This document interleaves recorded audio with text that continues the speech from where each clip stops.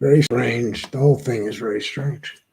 So, starting the show 2 minutes early so that I could get used to being involved with this digital format. They've made some changes here and there. So I'm going to struggle a little bit. No big deal. So, tonight's show will be about the virus and about Thailand and about, death and dying, broken hearts, shirts from Thailand.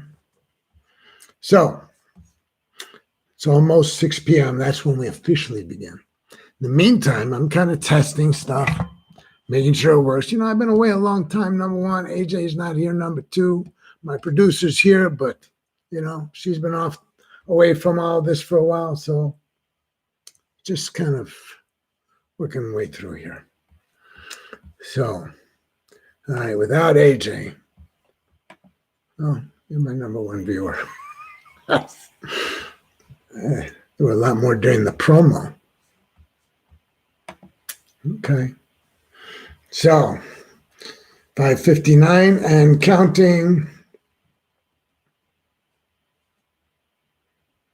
Silence is golden. Breathe in, breathe out. It's coming. Just be patient. The whole thing is coming together. Oh, you know what? I should turn on the light behind me.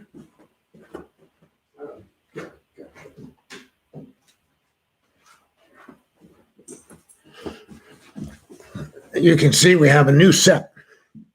We've got mostly Buddha now engaged because I turned the table around, so you never knew how much Buddha there was. Lots of Buddha. So tonight's show is on what do you do when the whole world's been turned upside down, and in the process of being turned upside down, we've all been told to stay home. I'm 67 years old. I wasn't planning to stay home, but as it is, it came about that I was getting beat left and right by staying home. So I joined the crowd of staying home. So tonight's show, what are we going to do with the what seems to be primarily negative psychological effects of this virus lock-in? And what do people my age do? What do younger people do? But mostly, what is the psychological, spiritual, and emotional effects of this transition in our society? Because I believe it's a transition. I believe no matter what happens after today, it's never quite the same. We got something going on that's never happened before in history of the United States.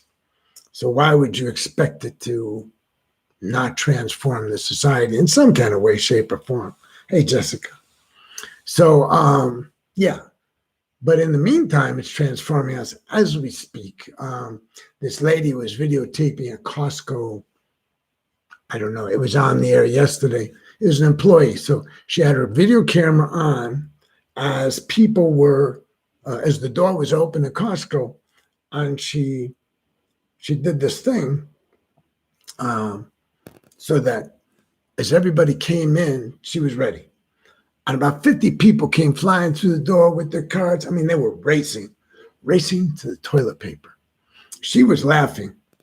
I guess it was funny, but it was kind of sad. And then people were just piling their cards up with toilet paper. So I don't know. Hey, Mac. Hey, Leela. So let me just launch into it because so here's what's been going on. So we did a show right around December 3rd, and then on December 4th, I took off. I mean, I didn't take off. I planned to take off. And then, well, maybe we were on there December 10th. Anyways, I left December 11th. I went to Thailand, Chiang Mai to be specific. If you know me from Facebook, if you ever follow my exploits, you know that I published, I don't know, several hundred photographs of Thailand, some of Laos. So I was gone for over 2 months. The coronavirus hit in Asia much quicker than it hit here. Where I was living, Chiang Mai, they were getting direct flights from Wuhan, which is in China, which is where this whole thing started. So when they closed Wuhan, they announced to the world that Wuhan had been closed, but that 5 million Chinese had already left the city. The city's got like 80 million people.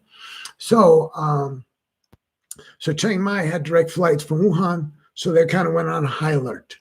All the Thai people got a little anxious. Lots of Chinese tourists where I was, lots.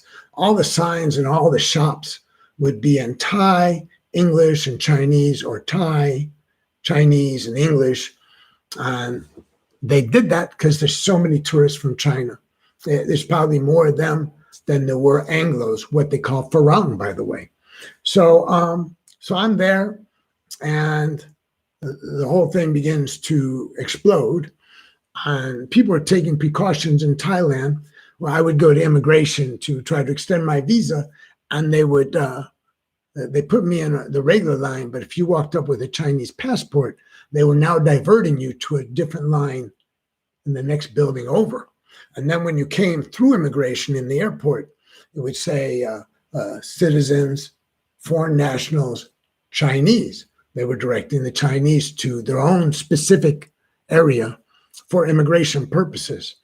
And people were checking you and asking you lots of questions about any relationship with the Chinese. So this was back in February.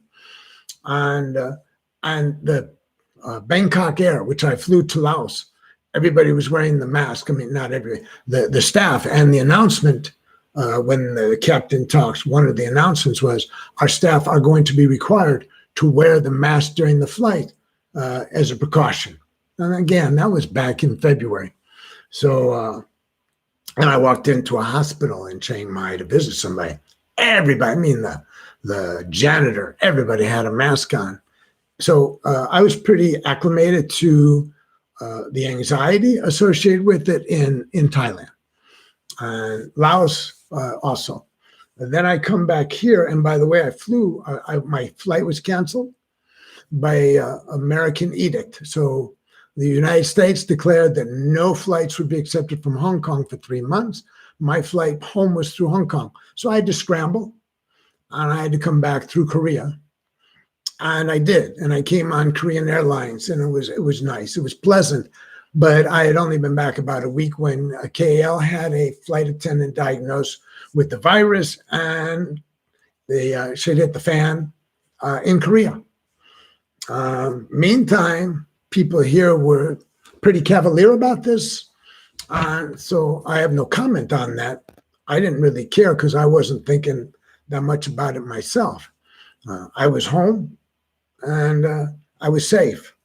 And then it wasn't safe anymore, and it became, it started to grow, and there were a multitude of opinions about what the effect and what was the nature, what was going to happen in the United States. And people were telling me nothing significant will happen here because we're such an advanced society. I actually had that conversation with somebody. I'm like, what do you imagine the Chinese? You think they're backwards? I mean, they're really technologically well advanced, and they're very, and people were commenting about, how economically depressed China was, and that's why they were having to take certain measures. But my experience in Thailand was there was a boatload of Chinese people with a lot of money.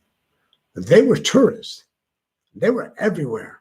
They're everywhere in Thailand. In fact, not Chiang Mai, but Bangkok, where I was planning to go for a couple of days, had 8 outbreaks while I was there of coronavirus.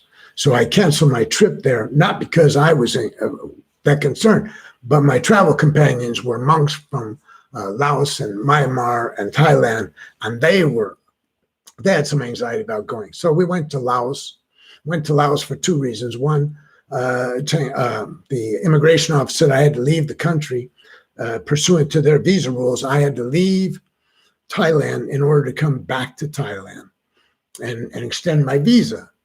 It was a pain in the butt, but I chose to go to Luang Prabang, which is a very famous Buddhist city in Laos. And then I had, so I spent 3 days there. I came back, and the next day I came back to the United States. So I forget my train of thought. Well, what I was trying to say is, so I experienced all this stuff as I'm traveling, and then I get back to the States. There's really not even a discussion about it. And then when the discussion started, as we all know, whether you agree or not, about the utility or futility of it, the president said, ain't no big thing. Of course, China had already closed cities. Korea was closing a city. Italy was talking about closing a city. Italy closed the city. The president still said there was nothing to worry about. So, and on it went. Now, having been in Asia, where everybody was on more of a high alert, I thought, I don't understand why we're not doing more, but now that we've done more, I'm chagrined. I mean, I'm with it, but I didn't know it was coming like this. I didn't know how I would feel when it came. I didn't know what fighting the spread of the virus would entail for me personally, or my friends, my community, my country. Now it's becoming clear. Dramatic is on a scale never envisioned. And so the evolution is this. About the time we started getting significant warnings here in the last maybe 2 weeks ago, I was residing daily in a hospice at Presbyterian Hospital here in Dallas for about 12 days with a dear friend and her dear friend husband. And so yesterday, hospice ended, as did the life of my dear friend. And so I came home, and I'm starting to adjust to being home. And I've talked to a number of you, and you're welcome to, I think you can type comments. I'm still digitally an idiot. My friends are, a number of my friends are like, you're 67. You're an idiot if you go out. You need to bunker down. And in the meantime, my little brother, who was going to come visit me, canceled because he don't want to get on a plane. And another friend canceled that was going to visit me. And a third friend that I was going to meet somewhere canceled. And so that's the beginning. And I'm like, okay, we'll see each other later in the year. But then I'm really now, it's as though everybody canceled their trip, right? Because you're not supposed to leave the house, especially if you're my age. So I started to try to understand the ramifications of bunkering, so to speak. Do I have food and beverage? But mostly, do I have the sanity? Oh, by the way, if I didn't tell you, AJ was going to be here tonight, but AJ got a sore throat, and her anxiety, she said, I'm erring on the side of caution. I'm staying home. So AJ is a part of the show. We didn't lose her, but she's a practicing caution. I've been going to AA, and I don't know that I'll go back tomorrow. The people I have some people in my life that are very close to me, family and friends, who have cautioned me against going anywhere where there's people, other than the grocery store and get some gasoline or whatever. Necessities. Is AA a necessity? It has been. I can go online. There's going to be Zoom meetings and stuff like that. So I just don't know. But I went today, and I came back, and I'm trying to figure out how to.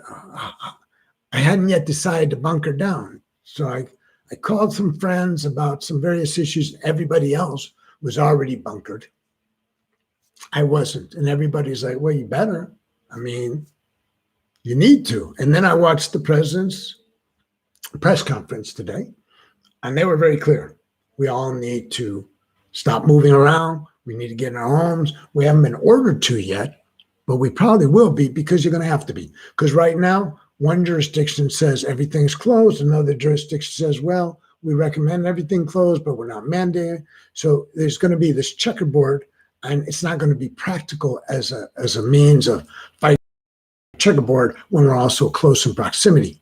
So they say West Virginia doesn't have an outbreak. Of course, somebody else said they haven't done any testing in West Virginia, so wait. But let's pretend West Virginia doesn't have an outbreak, but Maryland does, without some kind of coherent, cohesive, across-the-board policy on procedures. You're obviously you're going to spread it. So I'm trying, one, not to spread it. So I decided to stay home. And two, I decided not to get it, which means staying home. It means that I had to sit with my two daughters, 24 and 25, 23, 24, and say, you can't have friends over. You can't come to me after you have friends. You know, and if you're going to be living with me, you have to take certain precautions, and those precautions have to be in line with the CDC. So I had them go to the CDC site or some site they went to, and they got with it. And now the question is, do I get some sanitizer for the doorknobs when people come and go? How much effort will I make to push the virus back? How much will I demand of others? And in the meantime, having lost a close friend yesterday after a long vigil, and still being very good friends with her husband, and wanting to have community. When you have loss, you want community. And of all things, can't have it. Can't have contact community like I would have normally done. In fact, he can't have a funeral service as he had hoped to do. So I don't know. You know, I have to get used to trying to communicate with you people in another manner. And I thought, you know, this is a good place to start, is the video cast. So that's why I'm doing this tonight after abstaining for, well, by the way, when I got back to Thailand, I got sick on the plane coming home. I didn't get sick in Thailand. I got sick on the plane coming home. So when I got home, I spent maybe 7 days in bed. I also had jet lag.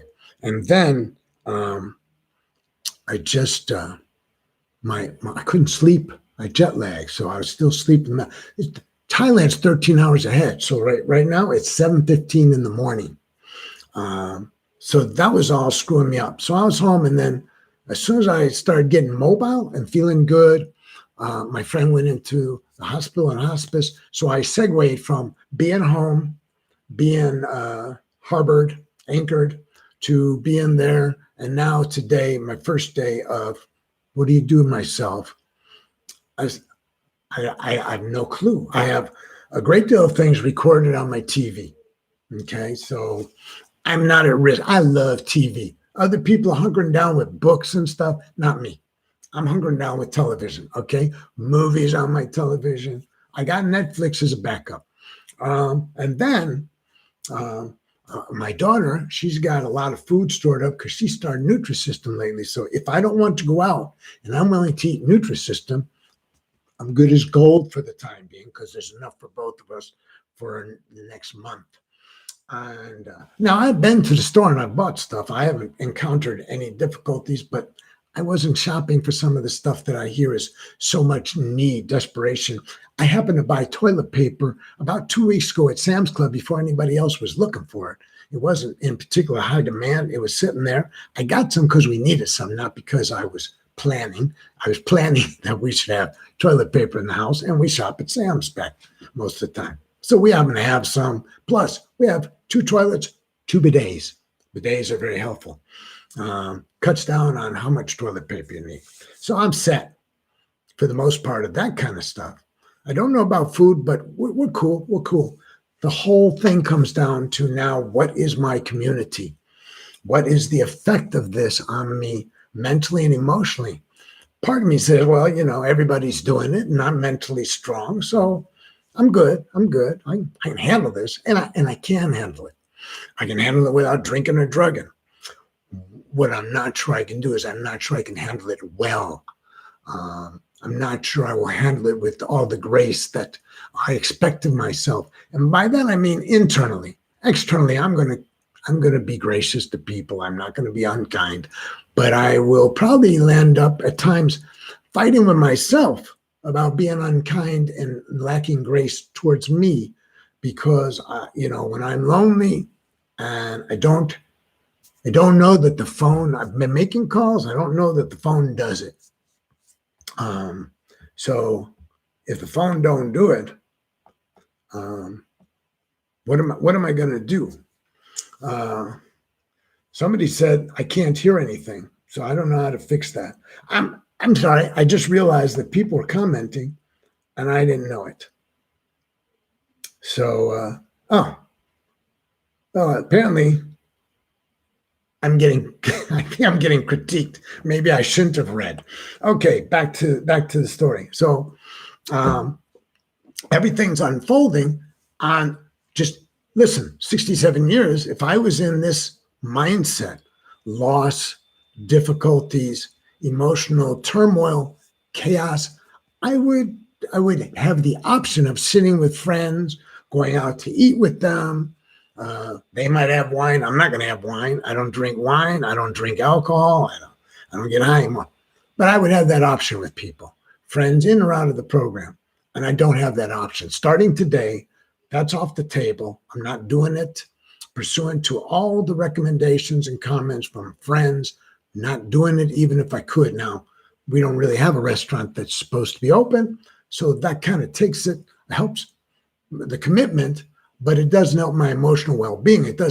I don't suggest for a minute that, I'm just going to accept everything that comes with grace. I'm probably going to get agitated. And some of you are going to get agitated. And, I don't know. Sometimes some people are over posting about the virus. I'm like, yeah, I've read it. I know because I'm smart. I read about it. I'm with it. I don't know that so what happens? I'm on Facebook and every third post is about the virus. And I'm kind of just, at this point, I'm just skimming past, man. You got nothing more to give me. I got it. On the other hand, Facebook is the alternative community in my life to live interaction. And so I'm not really in a position to skip the whole Facebook experience because people are rambling about the virus. I went out today for a walk. That's safe. There's no counsel against walking. It's kind of weird because there were dozens of little children. I didn't know my community harbored so many little children. This walk was at 4:00. I'm sure they're not in school, but why were this? I mean, little kids and lots of scooters and little bicycles. I didn't know they lived here. And I thought, well, this is kind of cute. I said hi to a lot of mostly women walking carriages and stuff. And hi. It's a different world out there. It's not at this time of day. I'd be walking home and kids would be walking back from school. The kids with little backpacks on, they'd be walking back from school. That's not what's happening. So instead, there's families. Kind of cool, but a difference that I'm not, it's alien to me. This whole thing is alien to me. Not being it. Somebody was saying to me, oh, I went to the store and everybody was scarfing everything. They were, the toilet paper was gone. The frozen foods were gone. And I'm like, yeah, so eat out. That's what I do. I live alone. The other person mostly lives alone. I'm like, eat out. Next, like a couple hours later, no, won't be eating out. You can take out, but you ain't eating out. I don't mind taking out. But again, there's even when I eat by myself in a restaurant, there's some semblance of community, whether I accept that community or not is another issue, but there is some community. I am immersed around other people. Now, no. So we're all moving into this thing. Maybe the rest of you haven't moved into it yet. You're still on the fence. You don't know what it means. You don't know if you care. You don't know if you're vulnerable. Like I had to talk to my daughters because I got the message. If you don't get it, that don't mean you ain't giving it. So I had to talk to the people that come in, and we have a lady that lives with us. I had to talk to her. They were not a problem. So I had to put everybody I meet, it's like they were saying the HIV, remember when they said, when you have sex with people, you're having sex with everybody they ever had sex with. And, I don't know if that was true. But I know that at the moment, the virus has the potential to be removed from you and be the result of contact with somebody who may have had contact with somebody. And so that puts us in peril, just the movement, the mere movement around. Then I've talked to medical professionals, and I'm not going to talk about the medical element of this. I said I want to talk about psycho, social, emotional, and somewhat physical effects of this hunkering and bunkering down. But wow, what was I going to say about the medical? Oh, yeah. So a medical professor told me that the virus itself can survive in this environment on a chair for hours, possibly days, that it can survive in the air if you just simply walk through it, like 20 minutes after somebody sneezed who has it, and you're at the grocery store. So this is all about connection. It's the very thing that we call community, is the very thing that's under attack, so to speak, that's being, or I should say, being disrupted. Maybe it's not attack, it's being disrupted. It feels like it's being harmed. It may turn out to be something good. So here's what I can recommend. I saw my friends were making comments about my talking.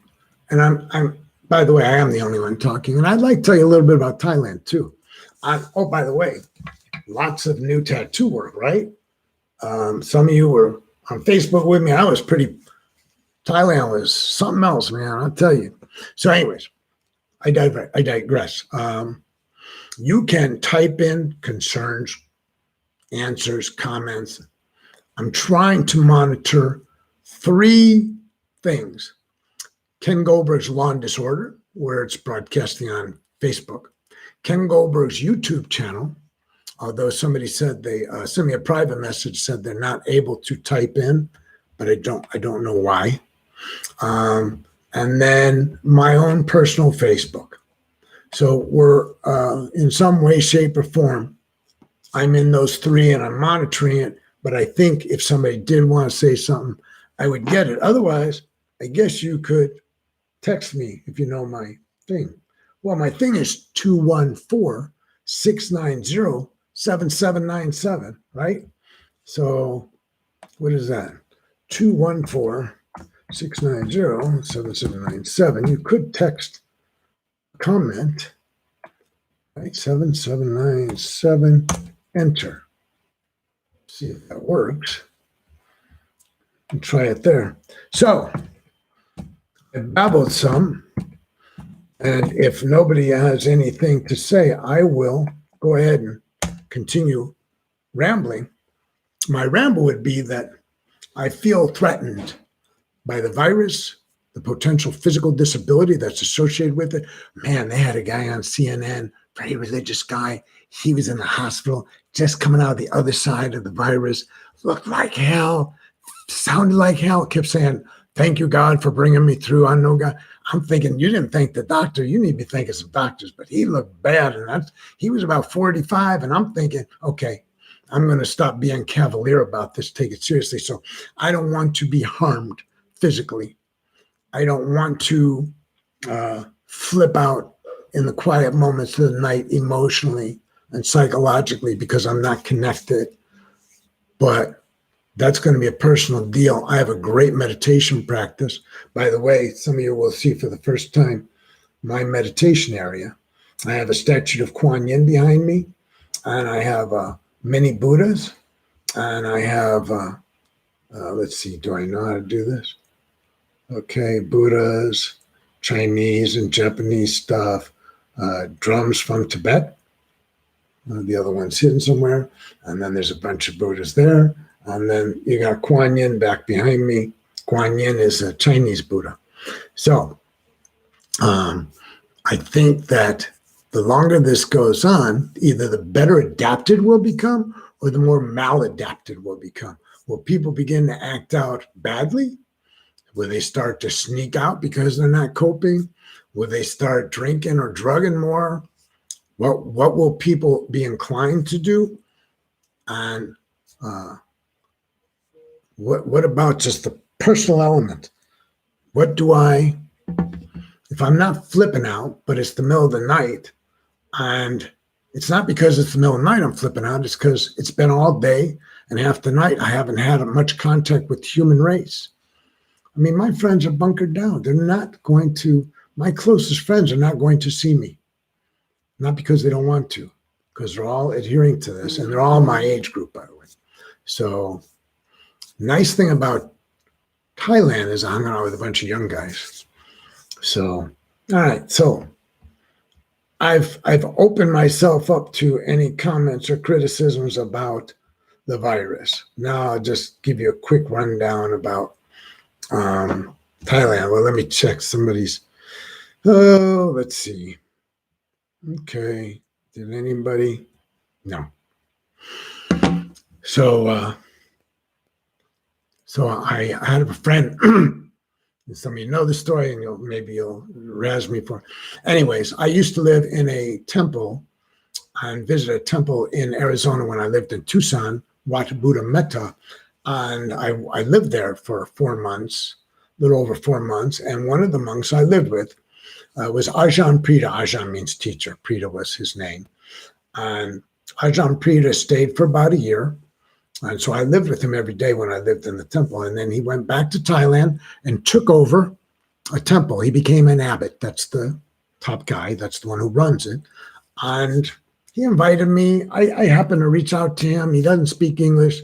I reached out to him through an interpreter on December 3rd or 4th and said, anybody there speak English? And he said, sure, come on. And so a week later, I went. His temple is Wat Dak Ilm. And I probably said it wrong because that's what they told me every day I lived there. You still didn't get it right. Wat Dak Ilm. And I lived there, and Ajahn Prita was kind enough to ask the 3 monks that spoke English to some degree to take care of me. And they were all in their 20s, mid-20s, all students at the university, the Buddhist university. And so we hung out every day. And so most the routine was 5 a.m., chanted, 5:30 or so, chanted and did some meditation. We swept the grounds. And then at between 6 and 6:15, we went out on the rounds collecting food. The monks have a routine where they walk in their robes, barefoot, through the city, about a 2-mile loop they would do. And they carry a stainless bowl. And if people want to give them some food, they stop before the people remove their shoes, step up, place the food or whatever it is, money, rice, in the bowl of the monk, step back, bow down, clasp their hands before them, and the monks will recite a blessing in Pali for them. It's a beautiful blessing, by the way. And then silently, quietly walk off to the next offering. And that took maybe an hour to walk the 2 miles. And they did it barefoot. I did it with shoes on. And then about 9 o'clock, we would walk to the university where they would go to classes or sit with me out in the this area called Monk Chat, where the monks who wanted to learn more English sat during the day and talked to tourists, if there were any tourists that wished to talk to the monks. So that was, and then eventually we'd go back to the temple. Chanting was 5:30, 6 o'clock, meditation, stay in. I gave up dinner after a month because the only way I could get dinner was to leave the temple grounds. And they like to lock the gate at 6, and I didn't like trying to figure out how to get back in. So I just stopped eating dinner and lost 10 pounds. And now, thanks to circumstances, I'm quickly gaining it. Anyways, and sometimes I disrupted it with a tattoo the day, or actually several days and several hours, tattoo. Or sometimes I walked for miles and miles to Chiang Mai. Chiang Mai is northern Thailand. It's home to over 200, almost 300 Buddhist temples in a city of 100 and something thousand. But it's chaotic there. There's motorbikes everywhere. It's just chaotic, trust me. There's not noise pollution regulation. There's not diesel fuel regulations. It's kind of polluted and noisy, but it's It's Thailand. It's just Thailand. It's northern Thailand. Northern Thailand, southern Thailand is like the North America. I mean, northern United States, southern. They hardly speak the same language. There's different climate, a lot of distinctions, but that's where I was. And the only departure was, as I said, I went to Laos, to Luang Prabang, which is very famous also, and was fascinating, truly fascinating. So, I spent like $1.50 on average for a meal. I could be gracious. I could take the monks out to eat every day for lunch. Monks have to eat by 11:30, 12 o'clock, or they don't eat. That makes it hard to be a tourist with them because you'd be in the middle of a museum that you had got to at 10, and it's now 11:15. The monks are like, oh, you got to go eat. And there's no argument. You got to go. But that was the end of your touring that museum, perhaps, and then moving on to somewhere else. I spent over 2 months in the daily companionship of these young monks. I feel so dear about them. And what an experience to, nobody thought of me as a tourist. I didn't think of me as a tourist. Temple didn't think of me as a tourist. The other tourists didn't think of me as a tourist because tourists go and they tour. My touring was regulated to where I could walk about 5 miles, no, probably 4 miles away, maximum 4 miles back. So I wasn't a tourist by anybody's definition. I lived in a rather Spartan quarters, but not that Spartan. And just living with monks, I just have a great respect for them anyways, but I really admire how mature they tended to be because all the monks I was with have been monks since they were early teens. So when I was using drugs and alcohol and acting out in school and on the streets, getting in trouble, these guys were getting up at 5 a.m, chanting even as young boys, going out barefoot to secure their food, going to school, not touching girls or women, not lying, not stealing, not drinking or drugging. They were so much more mature than I was at that age, and I dare say they may have demonstrated more maturity than I demonstrate now, because those of you that know me know I'm kind of volatile, and so something would happen. I didn't like if somebody bumped my monks, for instance, that if they were rude, and I would get agitated, or somebody would speak to me in a tone that was, as you might guess, I considered demeaning or something, and then I would react. But these guys never did that. They never talked bad about other people. I would try to goad them into talking bad about somebody I was mad at. And, all I could get is take a deep breath. Take another deep breath. They don't badmouth people even if they don't like them. They don't help you badmouth. They don't get angry with you. They don't seem to get angry. I spent over 2 months and nobody really got angry with me. I was afraid to come back to the United States because I can hardly get through a week at least without somebody being angry with me, sometimes daily. And I don't mean to make people upset with me. It just comes easy. So to spend this time and not really, of course, they didn't understand a lot of my verbal jabs, maybe because they didn't speak fluent English, but they're all talking about me because they're talking in Thai and they're looking at you. And I realize if they won't talk to me about others in a bad way, why would they talk about me? I don't know. So I decided that I had to err on the side of they're much more compassionate and kind than I am, and the odds that they would join in deriding me to their fellow monks was unlikely. In fact, the Thai people that knew me, for the most part, were very kind. I didn't really interact with a lot of Thai people, mostly with monks. But she didn't speak English. I don't speak Thai. One day she saw me with my little suitcase. I was leaving. And she was like, "Where are you going?" Anyways, she got alarmed. She called the abbot wherever he was. He wasn't there. He called a monk that speaks English who called me and said, "Stop. Where are you going?" They And he said, listen, whatever your problem is, don't leave the temple, because the Thai monk and the Thai woman, they will worry about you. I'm like, I'm just going to go a couple blocks to a guest house temporarily. He's like, please don't. Please stay there. Accommodations are going to be provided. They're just going to be different, and it's going to be okay. And so I decided to surrender.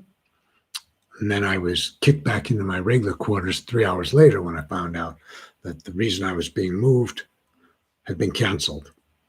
So I lived in this monastic life, and I was afraid to come back because not only I don't only speak harshly at times, I'm spoken to harshly, sometimes in jest, sometimes for real. But it seems to be, I just noticed a different tenor, a different tone to the conversations I was having. So I was afraid to come back and participate in the old way of living, which I thought was vulgar in contrast to the way I'd been living. And I knew, and I said, I'm sure that I will participate in the old speech very quickly. I will get absorbed into. I don't know that I have yet, but I'm certainly anticipating. Of course, now I don't have to talk to anybody. Where? Where do you meet people? You can't go into a restaurant. I guess you could sit on a park bench together, but it's been rainy and overcast and cold. Not cold, but it's not exactly sit out on a bench weather. So where would you meet 6 feet apart? I don't know. They're closing the usual venues. It's not, I love movies. I usually go to matinees. There's all of maybe 5 people at most of the matinees. No, can't do that. I mean, I was sitting more than 6 feet apart when I went to matinees, but they're not giving you that option. Can't go for a cup of coffee and sit somewhere. It's all, I guess you can invite people over, but that means somebody's violating their space. Somebody's leaving their cave and coming into your cave, or you're leaving your cave and going there. Listen, that seems to be the whole point, is don't do it. So I don't know that I could offer more. And so maybe I should abort the show. I don't want to just ramble. But let me see if anybody asked a question. I know there's been some text, but I don't know if there was a question. So I don't know. Anybody have any suggestions? I gotta change my screens. Not a wise move on my part. So, yeah, I tell you that I hope that, closing, I hope that all of us find some way to create community in whatever element we are ultimately caved in. Because at some point, you're all going to have to do what I'm doing. All of you. If you're not doing it yet, you're going to have to do it. If not by mandate, of necessity. And, it's going to be challenging. I got through some hard times by being of service to others as a lock-in. I'm not sure what I'm going to want to do for others. I'm sure I'll be willing to do something, but with limitations. Opportunities aren't the same. So the whole sharing and caring thing that I found great solace in AA and with the few non-AA friends I have in Dallas and around the country, well, I guess it's all telephonic going forward, maybe using Facebook Messenger so we could see each other. But if you're like me, you're always on the verge of another emotional crisis, and you always need your community. Because as I say freely, it takes a village to raise this idiot. I don't make a lot of decisions on my own. So there you go. All right. So without further ado, I will say that I hope everybody is well. I hope none of my friends get the virus. I can't imagine that I won't have some friends get the virus. Oh, another example, just so that somebody was going to visit me from out of town. They're not going to visit. they're not going to visit their grandchildren in another state. My sister's not going to visit her grandchildren. I mean, I said to my daughter, to keep my sister away from her grandkids usually takes somebody with a firearm or more. But she's freely saying, no, they just came back from college after spring break or during spring break, 14-day 14-day quarantine of the grandkids. Their father's a medical doctor, and he's ordered them to self-quarantine. And my sister, the grandma, can't see them. I don't know if you could even hear me. My voice seems weak, but it was fun sharing and caring. You know how to find me. I'll find you too. All right. Peace out.